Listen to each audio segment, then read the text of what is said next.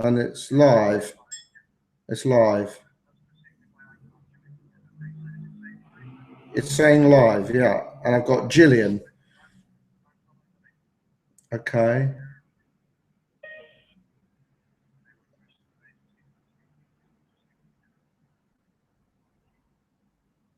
Okay. I have Gillian on line. I can't see Gillian, but I can hear. No, I can't hear anything from her either.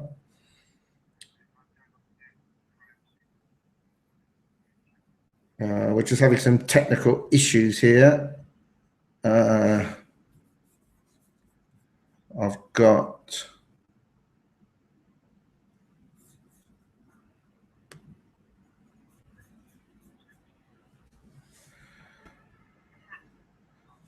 Okay, I have Gillian saying we have no camera or microphone, but can see and hear you fine. Okay, Gillian, can you open the Q&A box so that you can at least type your questions in? You'll find the Q&A box on the left of the screen, and you'll be able to type in the questions on the right hand of your screen. At least then I can answer questions that you've texted.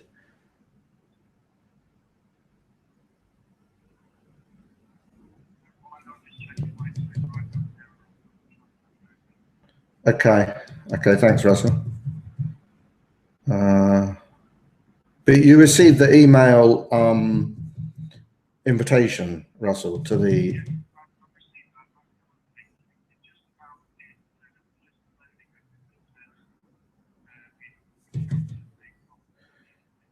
It could be just there's so many subscribers on the list. Is that it, do you think? Because it took a long time to load them.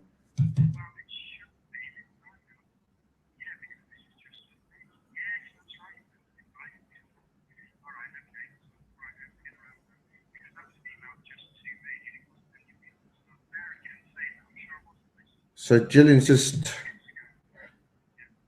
Have you got... Gillian's said now, so they have no... Oh, what's this here at the top? Oh, the group chat. Yes, group chat. We have no camera or microphone, but can see and hear you fine. We have no Q&A box, unfortunately. Is the group chat function easier for all? Yes, Gillian David or David Gillian, I'm not sure of your first name, but if you could perhaps type in the question you would like. Jill David, thank you. Perhaps you could type into the group chat box the question you would like to discuss in terms of the exam questions that this workshop is devoted to, and then we'll have a go. Meanwhile, I've got Russell Tarr, who's very nicely trying to sort out some technical issues, but okay, yeah.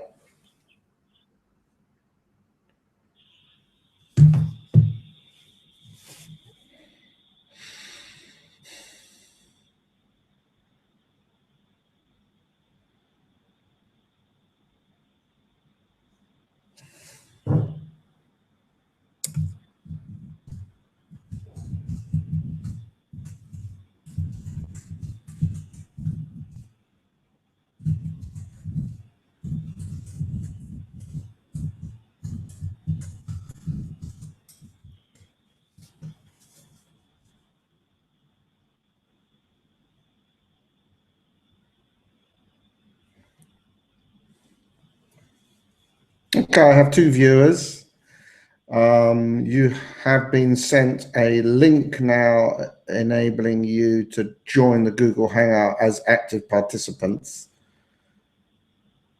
So accept the invitation to come online. So I have a first question now, and this is from Jill David and her students. Was there more change than continuity between the Tsars and the Soviets? This is your typical A-level question, isn't it? Asking, I suppose, the question whether the Soviet system was a continuation or acceleration of Tsarist autocracy, or whether it was something fundamentally different, which I suppose may carry with it connotations that it was somehow better under the Tsarist system than it was under the Soviets. I think this question requires you to make a judgment, and I think you can certainly consider a number of factors, such as the nature of the state, the equivalence you might want to draw between, say, the party vanguard and the aristocracy in the Tsarist system. Between the, you could draw an equivalence between the sort of relationship between rulers and ruled. You could talk about the role of religion or ideology in the Tsarist, in the Soviet system. You can draw all these parallels, but I suppose in the end you have to make up your mind whether those parallels are enough to sort of establish the idea that Russia is unchanging, the nature of the system is unchanging for whatever reasons, cultural, political, institutional, even international, I suppose, and that therefore autocracy was bound to resurface in some form. My own view on this would be to say that obviously the Soviet system builds on some political institutions, some elements of political culture, some elements of ideology, some cultural factors that it inherited in 1917 from the Tsarist system, but that fundamentally it was a very different sort of regime. It was born from the violence of the First World War and the Civil War, which fundamentally shaped it. The people who became Soviet leaders and indeed functionaries of the Soviet system in terms of the rank and file Bolsheviks were of a very different type, with a very different view of the world, formed in a very different manner from the way that any functionaries of the Tsarist system had been formed. And its ideology was fundamentally different: to transform the whole of society and indeed human nature, and to modernize Soviet Russia at a pace that anyone before 1917 would have thought quite unthinkable. So for me, the parallels between political trends before 1917 and those after are of a qualitatively different kind altogether. So I would be answering that question that there was more change than there was continuity. Does that help you and your students, Jill, do you think? Would you like to type in? I know you don't have microphone or camera available, but perhaps you would like to type in your response to that or how you see it.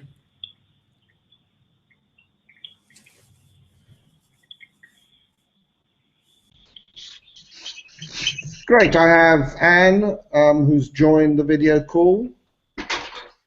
Hello, can you hear me or not? I can, yes. Hello, Anne.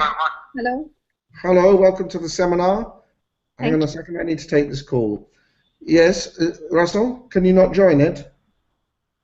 No, I'm following the link on that, but each time I follow the link, it simply gives me an error saying it's encountered a problem, it can't let me into this call. So you've got one of, that's just so you've got one of two options. You can either carry on as you are, if things go okay, so I've got no idea how it's going. Yeah. Or I set one up and invite people, but it's up to you. I don't know how to go from your end now. Okay, all right. All right, thanks, Russell. Well, it does seem to be working for others, so I suggest the problem is your end. Oh, that's great. Yeah. That's important. Okay. If it's going well for you, that's great. All right, thanks, Russell. Speak later. Thank you, Russell. Hello, Anne. Yes, welcome to the seminar. We've had some technical issues. I've had some help from Russell Tarr, who's been brilliantly helpful for a year or more in setting up this Google Hangout connection. Anne, can you hear me and can you talk back? Yes, I can hear you. Very good. You received an invitation to join and found that a relatively easy process. I'm talking with Jill David and her students, who says that the answer I've just given about continuity and change across 1917 pretty much confirms what they have discussed.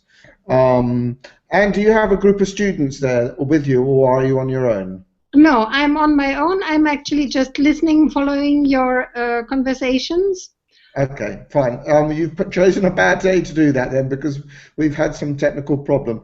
But I will try and reschedule this next week if we don't get much further or others now joining the seminar. I see we have 3 viewers, so it's possible that there are others trying to join and experiencing the same technical issues as Russell Tarr found in trying to join the seminar with the invitation that was sent.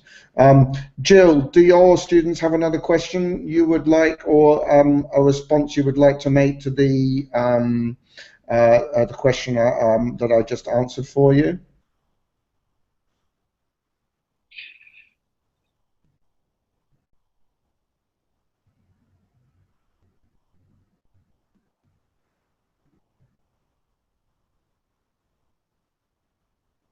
I think we've lost Jill, David, and her students. Yeah, okay. Okay, from Jill David I have, yes, it pretty much confirms what we discussed. Was it necessary to repress throughout this 100-year period? I'm not quite sure how to answer that one. The necessity of repression is an odd way of looking at it, it seems to me. I don't think either the Tsarist system or the Soviet system was forced to carry out mass repressions or mass incarceration at times when it did so, when either regime did so. And I think the question as you put it, Jill, seems to suggest that somehow Russian political culture was by necessity a repressive one. Okay, so was the nature of repression the same under both regimes? That's a very good question, and I think a much more fruitful way of putting it. And I think it would be useful to draw the distinction between the Soviet system and the Tsarist systems of repression in this manner, by saying that the Tsarist system of repression was against perceived revolutionaries and actual actual revolutionary threats in 1905 in particular and the years afterwards, and was in their own view the only means, or the ultimate means, I'd say probably, that they saw that they had to deal with that issue. And they thought that repression, surveillance, arrests and exile and isolation of those revolutionaries would keep the healthy parts of their society safe from an infection, as they would put it. Now, you might think that that sounds similar to the way the Soviets, particularly under Stalin, I suppose, thought about repression. And there are historians who would see the mass terrorist campaigns of the 1930s as essentially, again, isolating political enemies. But I think there's something new to the Soviet system of repression, which is not there under the Tsarist system. And it begins with the idea, I think, of using penal labor for economic purposes.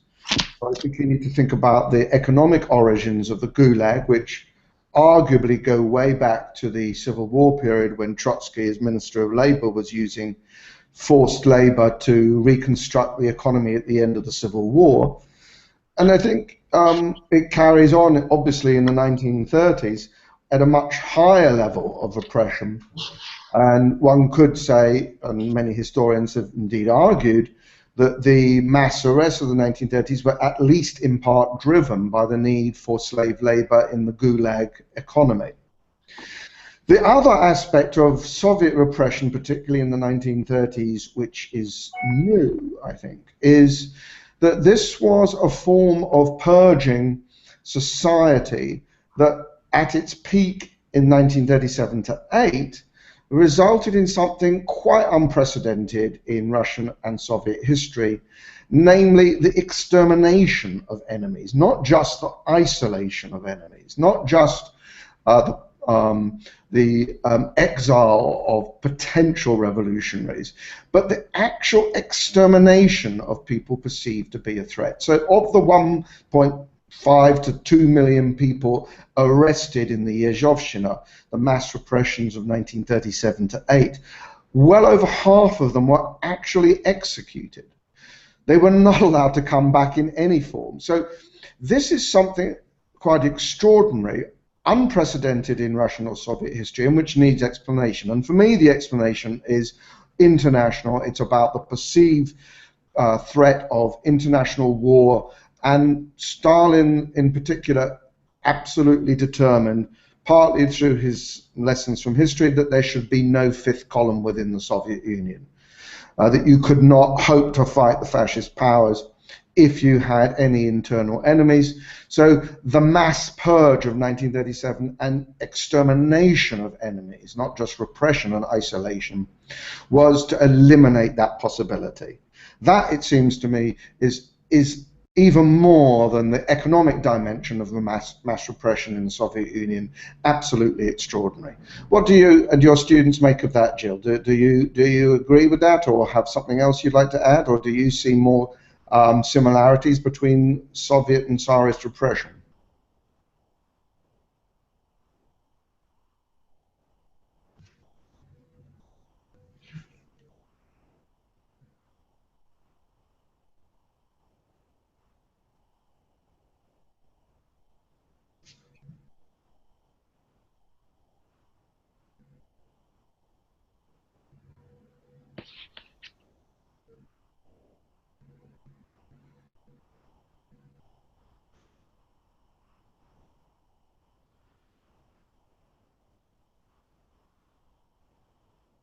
Okay, I think we're having some problems with Jill David and her students. Anne, do you have any comments you want to make, or I think I might have to abandon this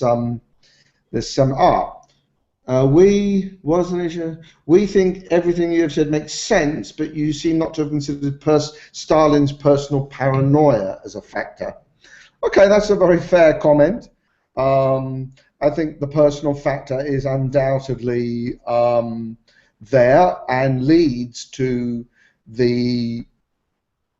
Okay, Ulani must give us time to type. We haven't gone away. Okay, message read, understood, Jill. Your students have raised a very important point about the Stalin factor, his personal paranoia, and I think that is undoubtedly an important explanation for the mass purging and extermination of enemies, as he saw them in the Yezhovshchina, the mass terror of 1937 to 8. And perhaps you're right, but I should perhaps say a little bit more about the Stalin factor, because it does, to a large degree, explain the timing of the terror. I mean, many historians have debated when the terror begins, and when you date the beginning of the terror, to some extent, determines in what sort of way you perceive the nature of the terror. So if you date it from October 1917, as some historians have done, or the Civil War, as others have done, you're effectively saying that terror was integral to the whole Soviet system and was not necessarily Stalinist, it was there in Lenin's time. If you want to accentuate Stalin's personal involvement in the origins of the terror, then I think you need to concentrate much more clearly on the period after 1928, but also in particular the crucial year of 1932, because that was when a number of opponents of Stalin's radical policies in the first five-year plan beginning in 1928 surfaced in the party, and when the Ryutin platform circulated among the party leadership, and many people were looking to an alternative, more moderate leader to Stalin. And of course, many of them looked to people like Kirov, who was to be assassinated, possibly with Stalin's involvement, I don't think we'll ever know, in December 1934. So 1932 is a real crisis year for Stalin personally. It ends, of course, in November. on the 15th anniversary of the October Revolution with the suicide of Stalin's own wife. An act of political protest, it seems, and she herself had read the Ryutin platform, had connections with Bukharin, was critical of what Stalin had done, in particular during the policies of collectivization, as many in the party were. So Stalin at this point, it does seem, sees himself surrounded by opponents, rivals, critics in the party, and is fearful of what his policies in collectivization in particular have done to create so much opposition and hatred of the system in the peasant classes in particular. The dekulakization campaigns have created lots of enemies of the people, many of them sent away to Siberia or to go and work on Gulag economic projects like the White Sea Canal. But let's bear in mind, most of them were returning by the mid-1930s. Most of the kulaks were given 3-year penal sentences and were allowed to return, albeit only to places of isolation in Russia, but outside special settlements, outside the Gulag. And Stalin's fear was that these people would contaminate Soviet society with all sorts of anti-Soviet sentiments because they had suffered so much from Stalin's policies since the collectivization campaigns. So 1932 is a crucial year for Stalin. It does, I think, tip him over the edge into something we might call paranoia, and does explain, I think, to some degree, his determination to fight all elements of potential opposition within the party and more broadly within society. So for me, the dating of the terror comes not even with the assassination of Kirov in 1934 and all of the political ramifications of that, the use of that by Stalin in the great show trials of 1936. For me, it begins in 1932 with the surfacing of so much opposition which Stalin then deals with politically and then through terror in 1936 to 8. Jill, your students may want to come back on that or ask another question, and I'll give you time to type in this time.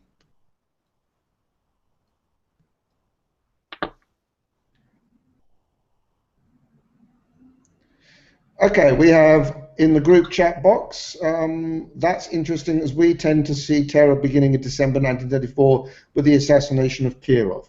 Well, yes, I mean, you're right. Most people would date the beginning of the mass terror campaigns from the assassination of Kirov, which, as you surely know, led to Stalin taking over the investigations, to the unleashing of mass terror first in Leningrad, and then of course the whole Kirov issue resurfaces in the show trials beginning in 1936 when all the defendants were accused of conspiring to assassinate Kirov and other Soviet leaders. But for me, the Kirov issue goes back to broader criticisms of Stalin's leadership during the first 5-year plan and that crisis year of 1932. Okay, so we have now in the chat box, turning points are really interesting questions too. What are the great turning points? 1921, 1917. What do you think in terms of A, government, and B, the economy? Well, I suppose turning points raise the question, turning points towards what and from what? What are the alternatives? If you're thinking in terms of the division between Leninism and Stalinism, then undoubtedly the death of Lenin himself is the crucial turning point, and the subsequent suppression of Lenin's testament, in which he had made it clear, the one thing he'd made absolutely clear, that Stalin as a general secretary had to be removed. So that is something you could look at in terms of a slightly longer period from Lenin's first illness and then the whole control of his doctors and isolation of Lenin from other leaders in 1922, early 1923, right through to the Party Congress of 1927, when Trotsky is effectively politically neutered. So you could see that as one period of Stalin's of struggle, and date it more specifically on the death of Lenin in 1924. So turning points in that sense, I think, are not just pinpoints historically in time. They are also surrounded by a broader sweep of events over, as in this case, several years. In terms of the economy, I think the absolutely crucial turning point is collectivization. Collectivization, not in the form that Lenin or Bukharin envisaged it, but in the form that Stalin implemented it, with the launching of forcible mass collectivization in 1929. And the crucial element of that, which I think Lenin would never have countenanced, he would never have allowed the sort of collectivization Stalin carried out, in particular the forcing of peasants, not voluntarily, but forcibly, into large-scale collectives.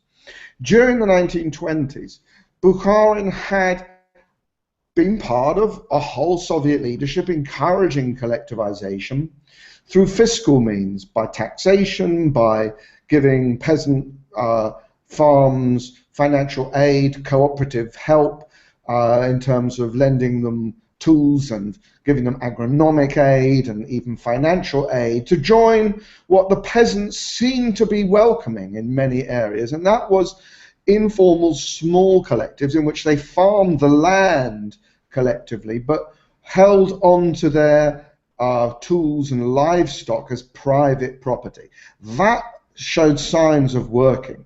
That was well within Lenin's conception of collectivization, and would take arguably a decade or two really to catch on. Although by 1927-28, the figure shows that the TOZI, the TOZs, the small informal collectives, were really beginning to make some headway.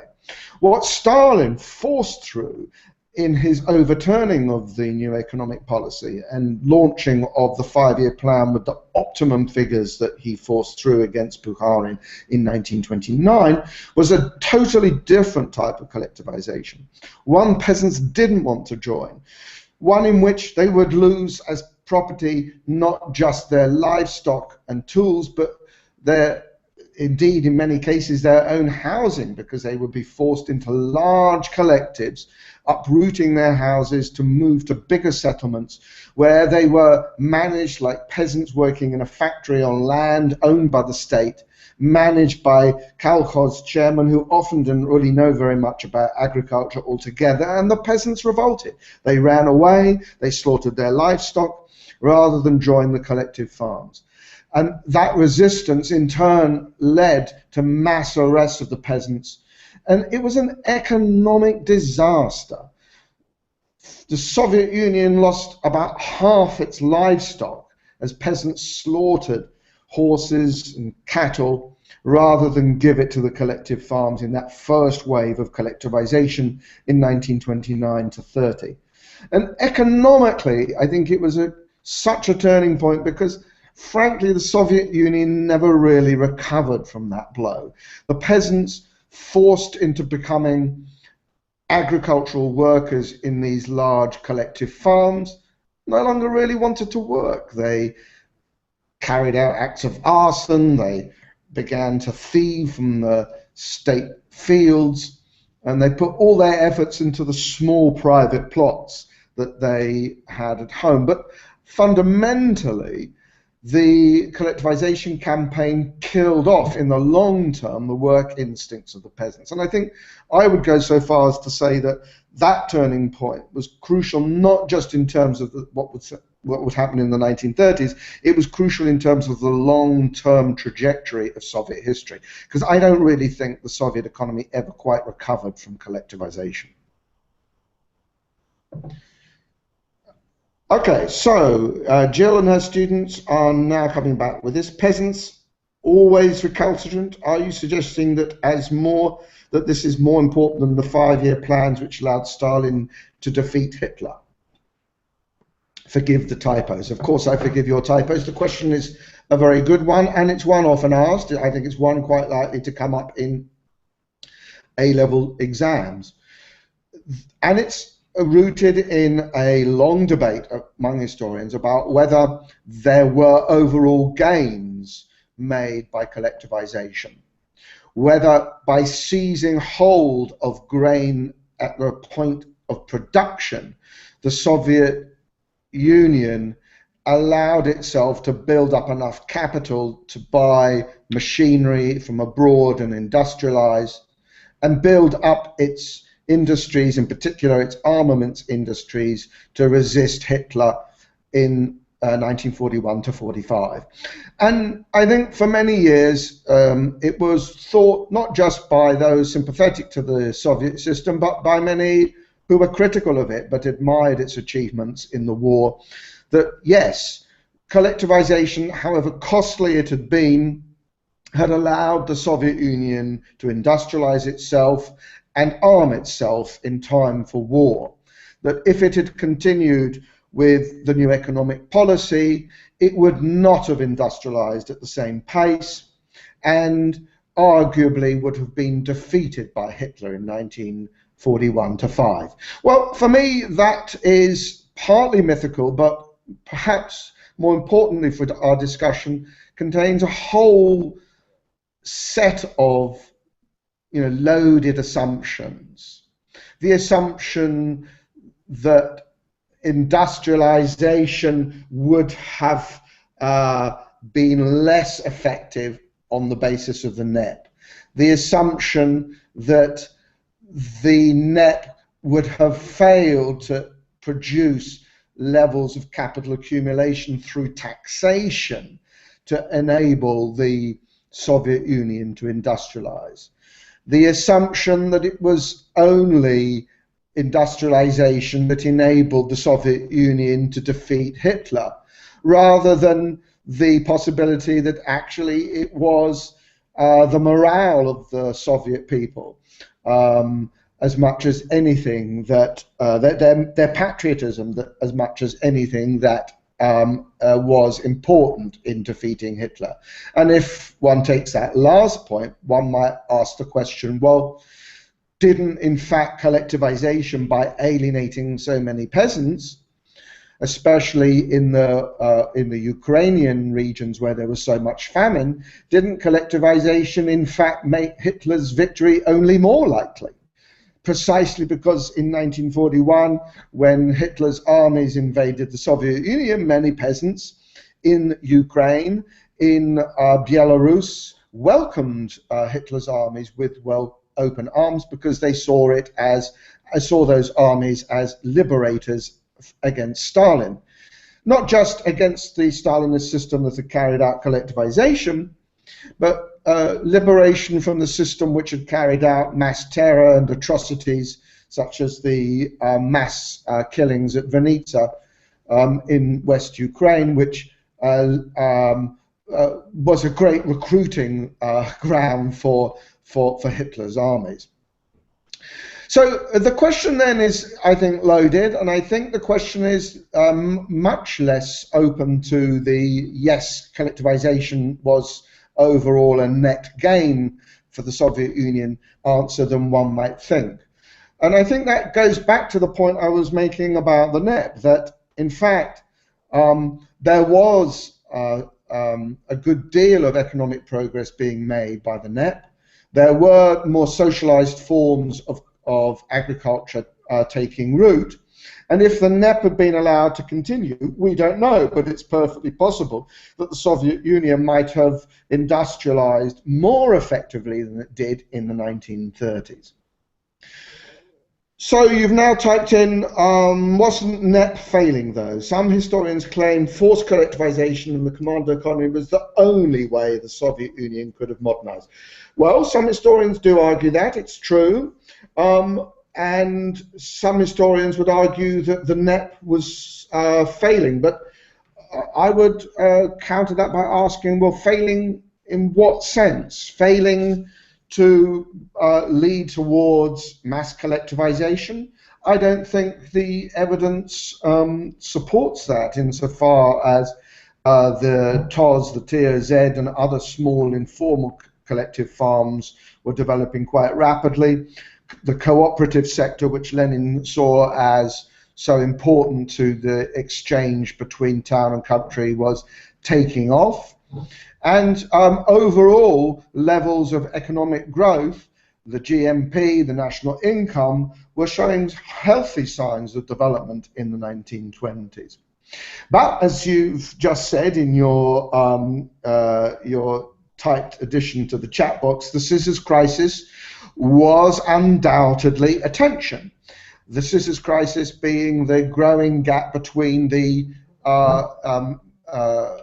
rising between agricultural and manufactured prices. That peasants, as you put it, were not earning enough to afford the manufactured goods. Well, that was a tension, and a scissors crisis, if you like, leading to a breakdown of the market mechanism, is quite a common phenomenon in economies where there are shortages. Think of Britain, for that matter, after 1945. And the shortage of manufactured goods was the real problem there. It was the fact that peasants didn't have enough manufactured goods to buy that forced them, in their own view, to withdraw from the socialized sectors of market exchange, selling to the state or through their cooperatives, and resort to the private trader, forcing up food prices. So that was a crisis for the urban sector in turn. But as I say, the real root of the problem in the scissors crisis was the shortage of manufactured goods. And I think that that was solvable within the NEP. And it was solvable by one of two means, which were both put forward by Bolshevik leaders. On the one hand, Bukharin, on the right of the party, saying, well, to get peasants to sell more food to the state and the socialized sector, we need to raise procurement prices, which will slow down the level of industrialization, but will at least get food coming back into the cities. And those on the left of the party, in particular Trotsky, saying, well, let's resort to some element of collectivization, of requisitioning, I beg your pardon, in order to get the food we need to industrialize and therefore produce more manufactured goods for the peasants, and that will sort of get the thing floating again. That will get the exchange between town and country going again, because if we requisition food, we'll be able to sell some of it abroad. That will enable us to buy the machine equipment we need. That will enable us to produce more manufactured goods. That means the peasants will have more to buy, and they will therefore begin to sell to the state their foodstuffs once again. But my point is that either of those corrections might well have overcome the scissors crisis and might well have been a permanent mechanism by which to overcome these temporary blips in the market exchange. But what happened in the crisis of 1927 when the peasants withdrew from the market mechanism? Well, this was the year when Stalin raised the war scare, when Stalin then began to resort to the Civil War rhetoric, the rhetoric of terror, saying we are threatened by external enemies, by the capitalist powers, and we're threatened by internal enemies, the Kulak grain strike, refusing to sell us grain. And therefore we need to launch a new civil war for mass collectivization, mass industrialization. That, if you like, is another really crucial turning point. But my point is, and what I would argue in any exam question on this, is that that crisis of 1927 could have been solved by mechanisms that preserve the NEP. And there was nothing to suggest that the NEP might not have gone on for many years to come as a means of indeed industrializing and socializing the Soviet economy, to get it into a position that by 1941, say, might well have been stronger, more able to resist the Nazi armies than the Soviet Union found itself in reality by that date. Okay, we're coming towards the end of our hour. Any final questions from Jill and your students? Is it true to say that Tsars were never reformists? Do we count Alexander II as a real reformer? Okay, well, Stalin a reformer and Khrushchev.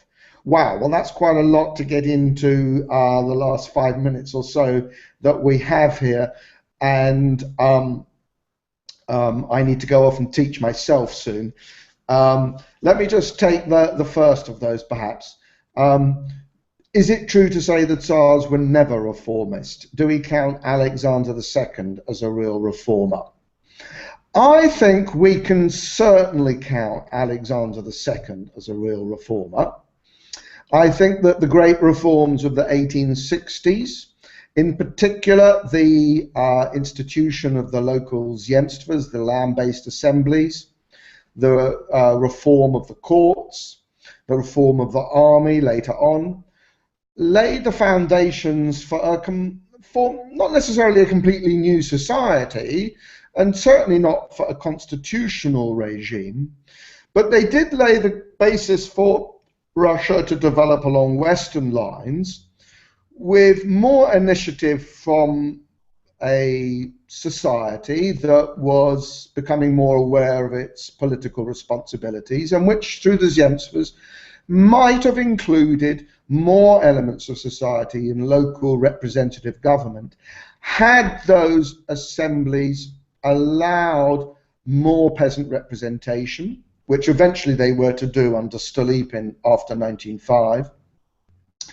and had those Zemstvos not been curtailed by Alexander III after the assassination of his father Alexander II in 1881. And there is the rub, because however much we may like to see the period of Alexander II emancipating the serfs, instituting these reforms as potentially pushing Russia in a more liberal direction, his assassination by the people's will and the general fear of radical revolutionary movements in Russia within the government as a result of that assassination propelled Russia in a completely different direction. And Alexander III and his son Nicholas II had a completely different view of the responsibilities of autocratic government,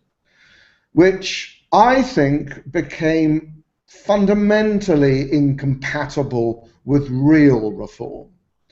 Yes, in 1905, when Nicholas II was threatened with losing his throne and was told that if he didn't make political reforms, he would do so, Nicholas introduced the October Manifesto, which was to relax censorship, introduce the parliament, the Duma, and make a whole series of political concessions, which some historians would say begins the liberal constitutional order in Russia. But I don't agree with that. I think that was, in 1905, purely a temporary concession under threat of losing his throne. And it's, I think, indicative that he wouldn't concede the word constitution, because Nicholas saw his coronation oath as absolute, and he had sworn in his coronation oath to uphold the principles of autocracy. That meant ruling only in line with his conscience before God. It meant that he didn't have to take account of public opinion, let alone parliaments.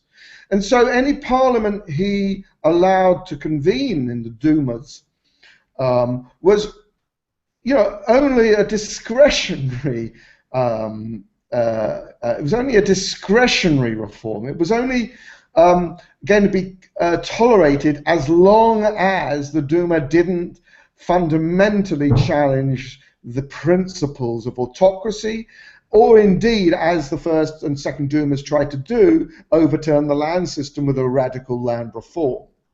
So what I'm saying then is that we could see Alexander II as potentially a reformer, but I don't think we could see the last two Tsars as genuine reformers, because the reality of the revolutionary situation and the ideology with which they fought the revolutionaries trapped them, if you like, in a system that was fundamentally opposed to real reform. It was able to give temporary political concessions, but once, even after 1905, when Stolypin tries to build on those concessions to move Russia in a more constitutional direction and to establish peasant smallholders and give greater rights of religious toleration to religious minorities, all of these things rubbed up against the vested interests and ideology of the Tsarist system and its supporters in the nobility and the church. And there, I think you'll see the limits of the last Tsar's willingness to reform become absolutely clear. Okay, how does that help?